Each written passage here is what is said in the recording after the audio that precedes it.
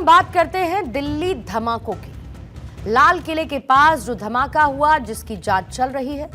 ऐसे में आपको इस खबर से जुड़े हुए हर एक एस्पेक्ट से रूबरू करवाना जरूरी है, क्योंकि एनआईए की इन्वेस्टिगेशन में हर रोज नई नई इंफॉर्मेशन आती जा रही है। आपने इस खबर में सभी पहलुओं का विश्लेषण कर आपको ये समझाने की कोशिश करते हैं कि आखिर इन आतंकियों की साजिश कितनी खतरनाक थी, और अगर ये अपनी साजिश को अंजाम देने में कामयाब हो जाते तो इसका ब्रॉड इंपैक्ट क्या होता। इसके अलावा इन धमाकों में पाकिस्तान की भूमिका का विश्लेषण करना भी जरूरी है। दिल्ली में लाल किले के पास 10 नवंबर को एक कार में ब्लास्ट होता है। इस ब्लास्ट में 15 लोगों की जान चली गई, कई लोग घायल हुए। इसके बाद शुरू हुई इसकी जांच। अब इसके बाद कई तरीके के वीडियोस आए और डॉक्टर्स का एक पूरा का पूरा रैकेट सामने आया, और इन डॉक्टर्स के आपस में लिंक भी जुड़े। जैसे जैसे इन्वेस्टिगेशन आगे बढ़ती जा रही है, वैसे वैसे इस टेरर मॉड्यूल के खतरनाक मंसूबों की पूरी स्टोरी आपके सामने आ रही है। दिल्ली ब्लास्ट से जुड़े हुए आपको 3 डॉक्टर्स के नाम सबसे पहले बताती हूं, जिसमें डॉक्टर मुजम्मिल, डॉक्टर शाहीन सईद और ब्लास्ट में मारा जा चुका आतंकी डॉक्टर उमर नबी। ये तीनों ही टेरर मॉड्यूल की अहम कड़ी थे। अब इन्हीं में से डॉक्टर मुजम्मिल है, जिसकी गिरफ्तारी फरीदाबाद टेरर मॉड्यूल में। ये एकमात्र ऐसा डॉक्टर है जिसे अपने विदेशी हैंडलर से 1 या 2 नहीं, बल्कि कई दर्जन वीडियोस मिले। यानी जांच में ये पूरी तरीके से साफ हो चुका है कि डॉक्टर मुजम्मिल का अपना विदेशी हैंडलर था और उसने ये वीडियोस भेजे हैं। अब एक बहुत ऑब्वियस क्वेश्चन है जो आपके मन में सवाल आ रहा होगा कि आखिर इन वीडियोस में था क्या। इसके बारे में आपको डिटेल दूं, लेकिन उससे पहले आपके लिए ये जानना जरूरी है कि देश के अंदर की एक ऐसी यूनिवर्सिटी चल रही थी जिसमें तैयार होने वाले डॉक्टर्स की एक बड़ी खेप आतंकी एक्टिविटीज में शामिल रही। आपको बिल्कुल ठीक समझ आ रहा है, बात हम कर रहे हैं फरीदाबाद की अल फलाह यूनिवर्सिटी की। आतंकी डॉक्टर मुजम्मिल को यहीं से गिरफ्तार किया गया। अब इन वीडियोस की बात कर लेते हैं जिनका डॉक्टर मुजम्मिल और दिल्ली ब्लास्ट से लिंक क्या है। आतंकी डॉक्टर मुजम्मिल को 42 वीडियोस मिले हैं और पाकिस्तान में बैठे हैंडलर ने ये सारे वीडियोस भेजे। इसी के साथ दिल्ली ब्लास्ट केस और पाकिस्तानी आतंकी संगठन जैश-ए-मोहम्मद के कनेक्शन भी स्टैब्लिश हुए, क्योंकि इन वीडियोस में बम कैसे बनाया जाता है इसका पूरा तरीका था।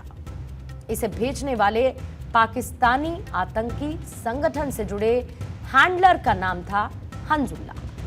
अब इस मामले में पाकिस्तान आतंकी संगठन जैश-ए-मोहम्मद का नाम आना साफ तौर पर पाकिस्तान की एक बड़ी साजिश की तरफ इशारा करता है, क्योंकि ये बात पूरी दुनिया भी जानती है कि पाकिस्तान अपनी धरती पर आतंकियों को पालता पोसता है, उनको तैयार करता है। हालांकि इन आतंकियों से निपटने का सलीका और तरीका दोनों हिंदुस्तान अच्छे से जानता भी है और दिखा भी चुका है। भारत ने कितनी बार अंतर्राष्ट्रीय मंचों पर इसी पाकिस्तान को एक्सपोज किया। अब इन दोनों की मुलाकात कैसे हुई, इसका इंपैक्ट क्या रहा, आप ये भी जान लीजिए। इन वीडियोस के मिलने के बाद डॉक्टर मुजम्मिल ने किया क्या। इस पूरे खुलासे के बैकग्राउंड में एक बड़ी साजिश थी, एक बड़ी कॉन्स्पिरेसी।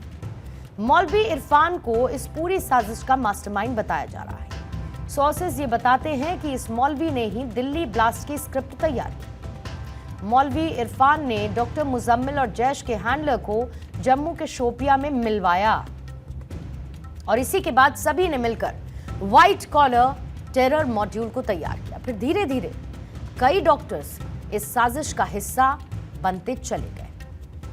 जांच एजेंसीज के मुताबिक इस मॉड्यूल में शामिल सभी डॉक्टर्स की भूमिकाएं पहले से तय थी, और हर एक व्यक्ति को उसकी एक्सपर्टीज के आधार पर उसे अलग अलग जिम्मेदारी सौंपी गई थी, जिसमें शामिल doctor Muzammil, doctor Shaheen, doctor Umar, doctor Adil.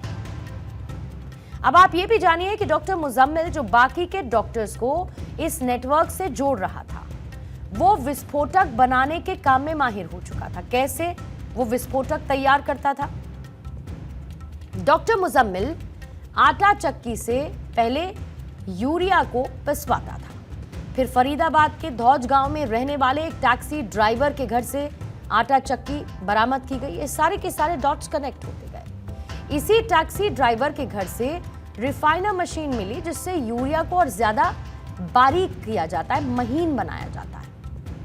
Muzammil जिस कमरे में यूरिया को पीसता था उसी कमरे से दिल्ली विस्फोट से एक दिन पहले यानी 9 नवंबर की तारीख को पुलिस ने 360 किलो अमोनियम नाइट्रेट और बाकी के विस्फोटक जब्त किए। इसके बाद 10 नवंबर को जम्मू कश्मीर पुलिस ने दूसरे कमरे से 2558 केजी संदिग्ध विस्फोटक बरामद किया। दिल्ली ब्लास्ट केस की इन्वेस्टिगेशन लगातार जारी है।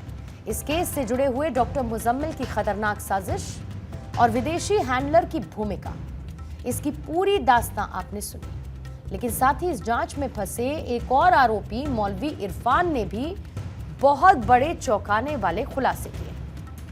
ये वही मौलवी इरफान है जिसने डॉक्टर मुजम्मिल और जैश के हैंडलर की मुलाकात करवाई थी। इसी मौलवी इरफान ने AK-47 की स्मगलिंग से जुड़ी हुई पूरी की पूरी कहानी जांच एजेंसीज के सामने कबूल की, जिसके चलते एक बड़े हथियारों की खेप के बारे में जानकारी मिली। दिल्ली ब्लास्ट केस की जांच कर रही NIA को बेहद अहम सुराग हाथ लगे हैं। मौलवी इरफान से पूछताछ में AK-47 से लेकर पिस्टल और शॉटगन तक के राज खुले हैं। NIA को हथियारों के एक ऐसे नेटवर्क का पता लगा है जिसकी तार दिल्ली से लेकर कश्मीर तक जुड़े हुए हैं। तो देखिए, एक के बाद एक गिरफ्तारियां हो रही हैं, लेकिन ये वो लोग हैं जिन्होंने देश की शांति को भंग करने की कोशिश की। लेकिन ये आतंकी शायद इस बात को भूल जाते हैं कि आज देश की जांच एजेंसीज दिन रात ऐसे टेरर मॉड्यूल को जड़ से उखाड़ फेंकने की पूरी मुहिम में जुटी हैं और भारतीय एजेंसीज इस काम को बखूबी अंजाम भी दे रही हैं।